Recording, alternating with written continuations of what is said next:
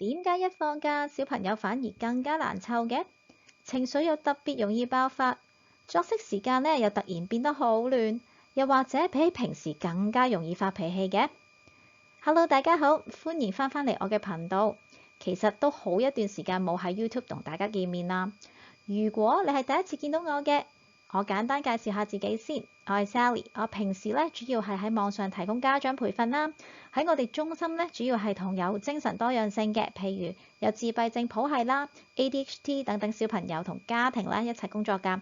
更有啲小朋友咧喺學校咧可能受到欺凌啊，或者喺社交出現咗問題咧，都會嚟揾我哋嘅。我哋主要咧係幫助家長可以用一啲實際同有系統嘅方法去處理小朋友嘅情緒同埋行為嘅問題啦。如果你對呢類主題有興趣嘅話，記得 like、share 同 subscribe 呢個頻道啦。之後我都會分享更加多實用嘅策略俾家長同埋老師嘅。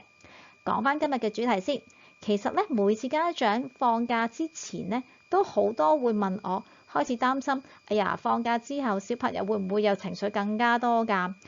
一般咧，呢啲家長咧其實已經好有經驗㗎啦，佢哋一定係試過之前放完假或者放緊假都好多問題啦，所以先至識得咁樣問呢一個問題。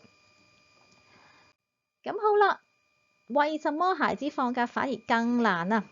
主要係因為咧太多改變，改變咧係對我哋啊，尤其係有自閉症小朋友都好難適應嘅。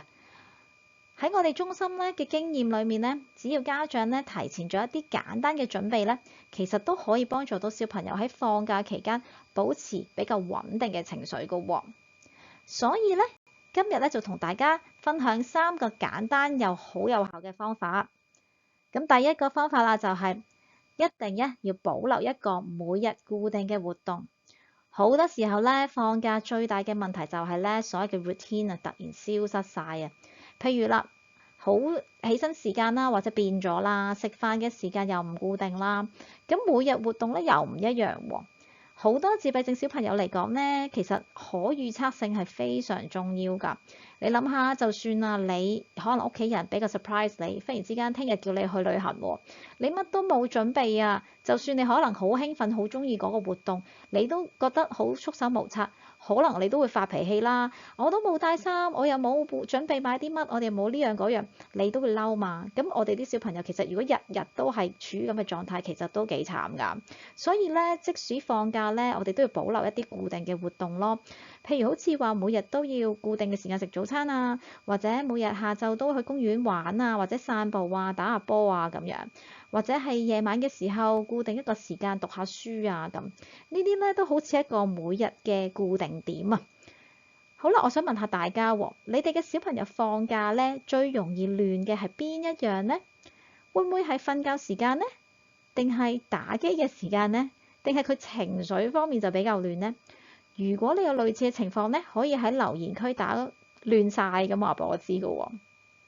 咁其實咧，放假本身咧就唔一定係問題嚟嘅，好多時候真正嘅困難咧，其實係放假之後。咁咧，我下一段片咧都會同大家講下點解好多小朋友放完假之後咧情緒又係好爆發㗎喎。咁但係咧，我而家就講下第2點先。好啦，提前啊告訴孩子今天計劃。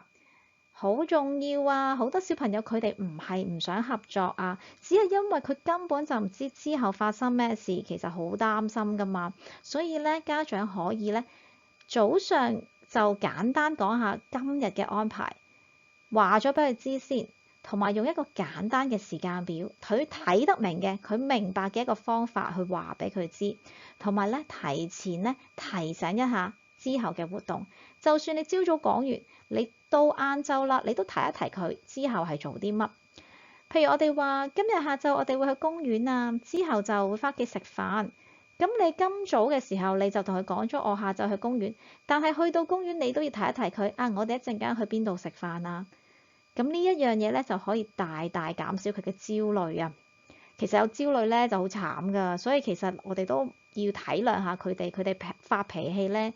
都唔係想激你或者點啊，佢根本就係好擔心。好啦，第3咯，要保持睡眠時間穩定啊，都係難嘅放假，我都知道，但係盡量啦。仲有咧，我哋提前要準備小朋友返學啊，因為好多小朋友咧放假之後咧會出現好多問題，因為轉變得太多啦。所以如果可以嘅話咧，放假最後嗰幾日咧就要慢慢恢復作息時間啦，同埋提前同小朋友講返啲安排啦，一齊執好書包啦，咁樣咧小朋友嘅心理上面咧都會容易接受啲咯。所以咧，如果大家可以嘅話咧，保留每一日嘅固定嘅活動啦，同埋提前講清楚每日嘅安排，仲有咧提早準備返學嘅 transition 就會好啲咯。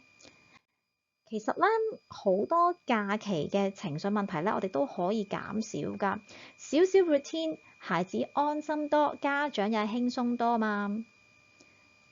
好啦，想問下大家喎，你哋小朋友放假嘅時候嘅挑戰最常見係啲乜嘢呢？可以喺留言分享啦。咁我可以亦都喺下一次嘅影片 share 下嘛。其實咧好多年都冇拍過 YouTube 啦，所以咧如果大家想我之後分享更加多唔同嘅種類嘅題目咧，你都可以話俾我知㗎。如果你覺得今日嘅內容幫到你嘅，咁記得 like、share 同埋 subscribe 我嘅頻道啦。之後我會分享更加多關於自閉症孩子情緒管理啦、行為策略啦，同埋家長可以喺屋企做啲咩嘢嘅實用方法㗎喎。另外咧，如果你想更有系統咁學習咧，幫助小朋友建立 routine 啊，同埋管理行為咧，亦都可以睇我資訊欄裡面嘅 Bridge Learning Hub 嗰啲家長課程㗎。最後啦，走之前記住 like、share 同埋 subscribe 啊，仲要撳埋個鐘仔㗎。我哋下次再見啦，拜拜。